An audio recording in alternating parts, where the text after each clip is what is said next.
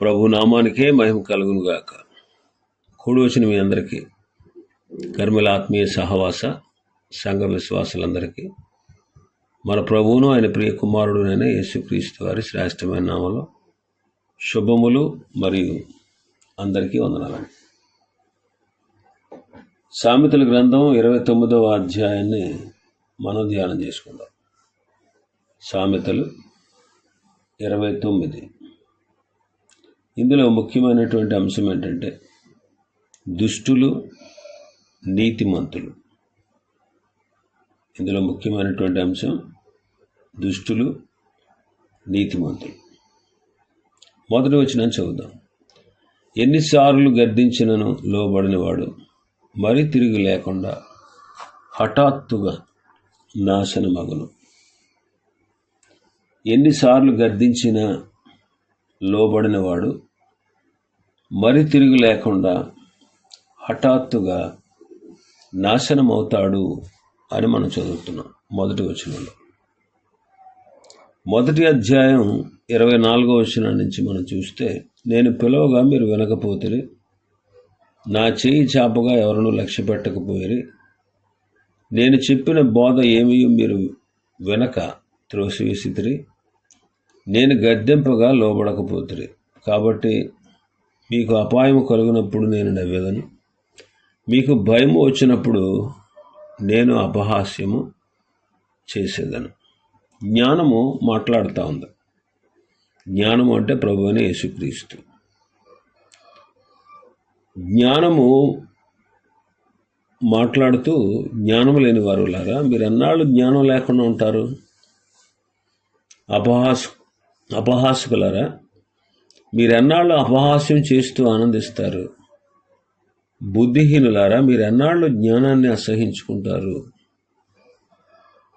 నా గద్దింపు విని తిరగండి, ఆలకించండి, నా ఆత్మ మీ మీద కుమ్మరిస్తాను, నా ఉపదేశాన్ని మీకు తెలియజేస్తాను అని చెబుతూ, నేను పిలిచినప్పుడు మీరు పలకలేదు, నేను చేయి చాపగా ఎవరూ నన్ను లక్ష్య పెట్టలేదు, నేను చెప్పినటువంటి బోధ ఏమీ వినక దాన్ని త్రోసివేశారు, నేను గద్దించినప్పుడు లోబడకపోయారు. కాబట్టి మీకు అపాయం కలిగినప్పుడు నేను నవ్వుతాను, మీకు భయం వచ్చినప్పుడు నేను అపహాస్యము చేస్తాను అంటుంది. 4వ అధ్యాయం 14వ వచనం 15వ వచనం చదివితే, బుద్ధిహీనుల త్రోవను చేరకము, దుష్టుల మార్గమును నడవకము, దాని యందు ప్రవేశింపగా తప్పించుకొని తిరుగుము, దాని నుండి తొలగి సాగిపోము అంటాడు. అదే అధ్యాయం 14-15 వచనాలు ఈ మాటలు మనం చూస్తాం. ఇంకా సమూయేలు మొదటి గ్రంథం 2వ అధ్యాయం 25వ వచనం, నరునికి నరుడు తప్పు చేసిన ఎడల దేవుడు విమర్శ చేయను గాని, ఎవరైనా యెహోవా విషయంలో పాపం చేసిన ఎడల వాని కొరకు ఎవడు విజ్ఞాపనం చేయను అనను. అయితే యెహోవా వారిని చంపదలిచి ఉండెను గనుక వారు తమ తండ్రి యొక్క మొర్రను వినకపోయిరి. ఏలీ కుమారులు దేవుని ఆలయంలో సేవ చేస్తూ యాజకులుగా ఉన్న వీళ్ళు వాళ్ళ ఇష్టానుసారంగా జీవితాన్ని జీవిస్తూ ఉన్నారు.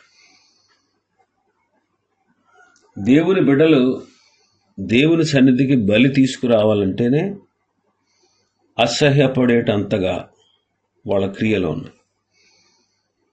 దేవుని బిడ్డలు దేవుని మందిరానికి రావడానికి అసహ్యపడేటట్లు ఆ యవనస్తులు కారణమయ్యారు. ఇష్టానుసారమైనటువంటి దుర్మార్గపు పనులు వాళ్ళు చేస్తూ ఉన్నారు. వాళ్ళు తిండిపోతులు, వాళ్ళు వ్యభిచారులు, దేవుణ్ణి ఎరగరా వీళ్ళు అసలు అన్నట్టుగా వాళ్ళ క్రియలు ఉండేవి. ఆ రీతిగా దేవుని యొక్క మందిరాన్ని, ఆలయాన్ని అపవిత్రం చేసి పడేశారు. వాళ్ళని గద్దించాడు ప్రభు, వాళ్ళు గద్దించాడు. అయితే వారు వినలేదు, ఎందుకంటే దేవుడు వారిని చంపజూచాడు. వాళ్ళని ఇక్కడ భూమి మీద ఉంచడానికి ఆయన ఇష్టపడలేదు. దినవృత్తాంతాల 2వ గ్రంథం 36వ అధ్యాయం 16-17 వచనాలు. వారు దేవుని దూతలను ఎగతాళి చేయుచు, ఆయన వాక్యములను తృణీకరించుచు, ఆయన ప్రవక్తలను హింసించుచు రాగా నివారింప శక్యము కాకుండా యెహోవా కోపము ఆ జనుల మీదకి వచ్చింది. యూదుల గురించి, యోధా దేశాన్ని గురించి చెప్తా ఉన్నాడు. వాళ్ళు దేవుని దూతలను ఎగతాళి చేశారు, ఆయన వాక్యాన్ని తృణీకరించారు, ఆయన ప్రవక్తలలో కొందరిని హింసించారు, కొందరిని చంపారు. అందుకే నివారింప శక్యము కాకుండా యెహోవా కోపం ఆ జనుల మీదకి వచ్చింది. అందుకే వారిని కల్దీల చేతికి దేవుడు వారిని అప్పగించాడు. అందుకే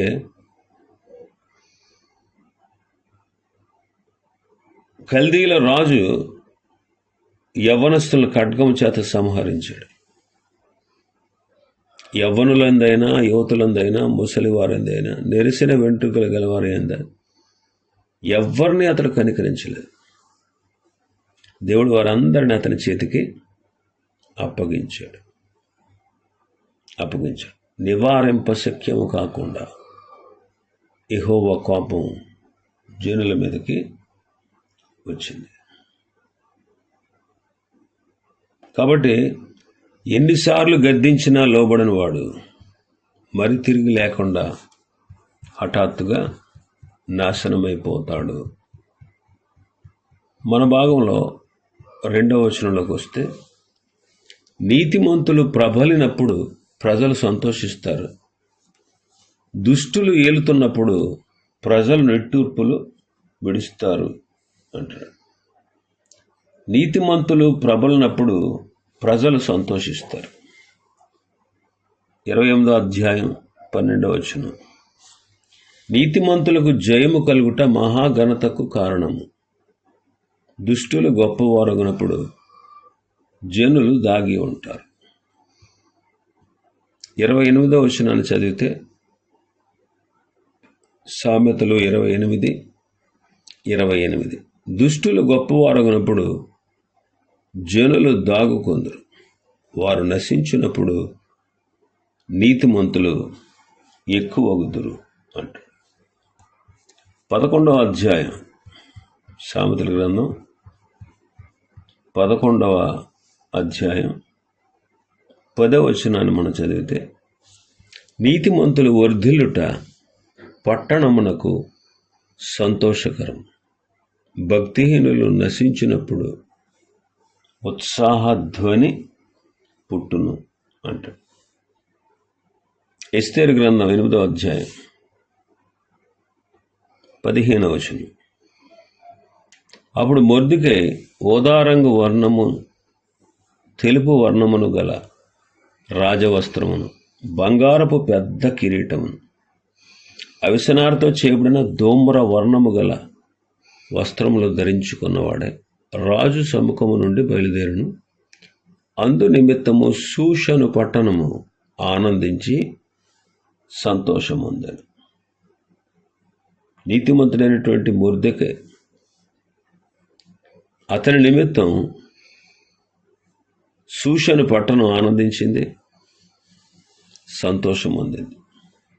నీతిమంతులు ప్రబలుట అంటే అధికారంలోనికి వచ్చుట అని మరొక తర్జుమాలో మనం చూస్తాం. మరి ఇప్పుడు నీతిమంతులు అంటే ఎవరు?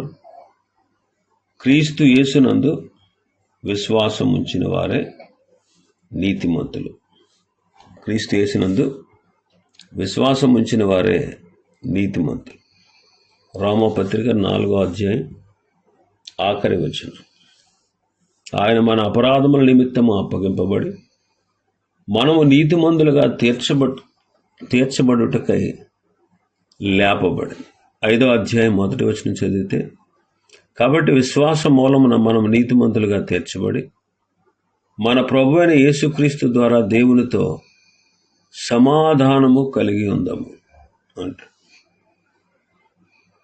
అయితే క్రీస్తునందున్న వారికి ఇప్పుడు అధికారం ఉందా అని మనం ఆలోచన చేస్తే, ఇప్పుడు అక్షరార్థంగా అధికారంలో వాళ్ళు లేరు. ఎక్కువ మంది ప్రభువును నమ్ముకున్న వారు పేదలే. అయితే ప్రభు వచ్చినప్పుడు వాళ్ళు అధికారంలోకి వస్తారు. ప్రభు వచ్చినప్పుడు వాళ్ళు అధికారంలోకి వస్తారు. యేసుక్రీస్తు ప్రభు తన శిష్యులతో ఇలా అన్నాడు. పేతురు ఒక ప్రశ్న వేశాడు, ఇదిగో ప్రభువా, మేము సమస్తమును విడిచిపెట్టి నిన్ను వెంబడిస్తూ ఉన్నాం కదా, మాకేం దొరుకుతుంది అని అడిగాడు. అప్పుడు ప్రభు వారితో అన్నారు, ప్రపంచ పునర్జననమునందు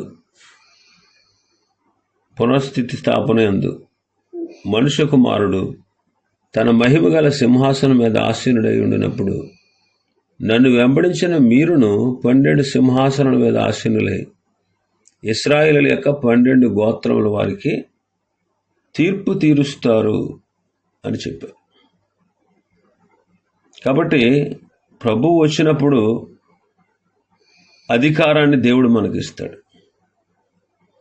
శిష్యులతో చెప్పాడు, నన్ను వెంబడించిన మీరు 12 సింహాసనములపై ఆసీనులై ఉండి 12 గోత్రముల వారికి తీర్పు తీరుస్తారు అని ఉంది.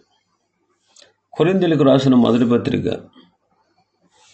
6వ అధ్యాయం, కొరింథీయులకు రాసిన మొదటి పత్రిక 6వ అధ్యాయం 2-3 వచనాలు మనం చూస్తే, పరిశుద్ధులు లోకమునకు తీర్పు తీర్చుదురని మీరు ఎరగరా, మనము దేవదూతలకు తీర్పు తీర్చుదమని ఎరుగరా అంటాడు. కాబట్టి పరిశుద్ధులు తీర్పు తీరుస్తారు అని పరిశుద్ధ బైబిల్ గ్రంథం చెబుతుంది. తిమోతి 2వ పత్రిక 2వ అధ్యాయం 12వ వచనాన్ని మనం చదివితే పౌలు గారు తిమోతితో అంటారు, సహించిన వారమైతే ఆయనతో మనము ఏలుదము అంటారు. ప్రకటన గ్రంథంలో చదువుతాం, వారు భూలోకమును ఏలుదురు అని చదువుతాం. యెషయా గ్రంథం 32వ అధ్యాయం 1వ వచనం చదివితే, రాజు నీతిని బట్టి రాజ్యపాలన చేయును, అధికారులు న్యాయమును బట్టి ఏలుదురు అంటాడు. ఇక్కడ రాజు అంటే మన ప్రభు అయిన యేసుక్రీస్తే, అధికారులు అంటే ఆయన భక్తులే. వారు యుగ యుగములు యుగాంతము వరకు రాజ్యం వెళ్తారు. దానియేలు గ్రంథం 7వ అధ్యాయం 12వ వచనాన్ని చదివితే 18వ వచనాన్ని చదివితే దానియేలు గ్రంథం 7:18, అయితే మహోన్నతుని పరిశుద్ధులే రాజ్యాధికారము నందుదురు, వారు యుగ యుగములు యుగ యుగాంతముల వరకు రాజ్యమేలుదురు అంటాడు. దుష్టులు ఏలేటప్పుడు ప్రజలు నిట్టూర్పులు విడుస్తారు. దుష్టుడు ఏలేటప్పుడు ప్రజలు నిట్టూర్పులు విడుస్తారు. 28వ అధ్యాయంలో మనం ధ్యానం చేసాం. ఇంకా మన భాగంలో 3వ వచనంలోకి వస్తే, 3వ వచనం, జ్ఞానమును ప్రేమించువాడు తన తండ్రిని సంతోషపరచును, వేశ్యలతో సాంగత్యించేవాడు అతని ఆస్తిని పాడు చేస్తాడు అంటాడు. ఇది 10వ అధ్యాయంలో మనం ధ్యానించాం. ఇంకా 4వ వచనాన్ని మనం చదివితే, న్యాయము జరిగించుట వలన రాజు దేశమునకు క్షేమము కలుగచేయును అంటాడు. అయితే లంచం పుచ్చుకునేవాడు దేశమును పాడు చేస్తాడు అంటాడు. అదే మన భాగంలో 14వ వచనంలో మనం చదివితే, ఏ రాజు దరిద్రులకు సత్యముగా న్యాయము తీర్చునో ఆ రాజు సింహాసనం నిత్యముగా స్థిరపరచబడును అంటాడు. 8వ అధ్యాయం 15వ వచనం చదివితే, 8వ అధ్యాయం 15వ వచనం, నా వలన రాజులు ఏలుదురు, అధికారులు న్యాయమును బట్టి పాలన చేయుదురు అంటాడు. దినవృత్తాంతాల 2వ గ్రంథం 9వ అధ్యాయం 8వ వచనం. దినవృత్తాంతాల 2వ గ్రంథం 9వ అధ్యాయం 8వ వచనం, నీ దేవుడైన యెహోవా సన్నిధిని నీవు రాజువై ఆయన సింహాసనం మీద ఆసీనుడవై ఉండినట్లు నీ యందు అనుగ్రహము చూపినందుకు నీ దేవుడైన యెహోవాకు స్తోత్రములు కలుగునుగాక. ఇశ్రాయేలీయులను నిత్యము స్థిరపరచవలనన్న దయాలోచన నీ దేవునికి కలిగి ఉన్నందున నీతి న్యాయములు జరిగించుటకై ఆయన నేను వారి మీద రాజుగా నియమించెను అని చెప్పాను. ఇక్కడ షాబా దేశపు రాణి సొలొమోనును చూడడానికి వచ్చి దేవుని స్తుతిస్తూ మాట్లాడినటువంటి మాటలు, నీ దేవుడని యెహోవా సన్నిధిని నీవు రాజు అయ్యావు, ఆయన సింహాసనం మీద ఆసీనుడివై ఉండినట్లు నీకు దేవుడు దయను అనుగ్రహించాడు. ఇశ్రాయేలీయులను నిత్యము స్థిరపరచవలనన్న దయాలోచన నీ దేవునికి కలిగి ఉన్నందున నీతి న్యాయములు జరిగించుటకు ఆయన నిన్ను వారి మీద రాజుగా నియమించెను అని చెప్పాను. సమూయేలు 2వ గ్రంథం 8వ అధ్యాయం 15వ వచనం, దావీదు ఇశ్రాయేలులందరి మీద రాజై తన జనులనందరినీ నీతి న్యాయములను బట్టి ఏలుచుండెను. అలాగే 5వ వచనం, మన భాగంలో 5వ వచనం మనం చూస్తే, తన పొరుగు వానితో ఇచ్చుకొమ్మలాడువాడు వాడిని పట్టుకున్నటకు వల వేయువాడు అని మనం చదువుతున్నాం. ఈ విషయాన్ని 28 అధ్యాయంలో ధ్యానించాం. 6వ వచనాన్ని మన భాగంలో చదివితే, దుష్టుల మార్గమున బోనులు ఉంచబడును, నీతిమంతుడు సంతోషగానములు చేయును అంటాడు. దుష్టుని మార్గమున బోనులు ఉంచబడును అంటాడు. 1వ అధ్యాయం 18వ వచనాన్ని చదివితే, సామెతలు 1వ అధ్యాయం 18వ వచనం, వారు స్వనాశనమునకే పొంచి ఉందురు, తమ్మును తామే పట్టుకున్నట్టుకే దాగి ఉందురు, ఆశాపాతకుల గతి అటిదే అంటారు.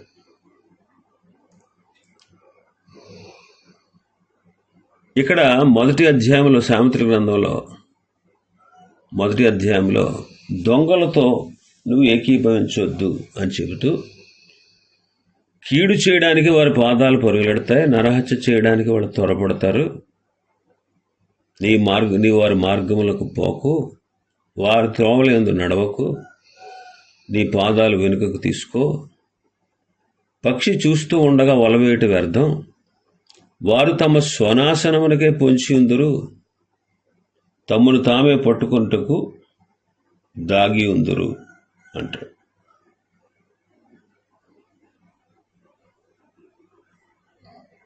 కాబట్టి 6వ వచనంలో మనం చదువుతున్నాం,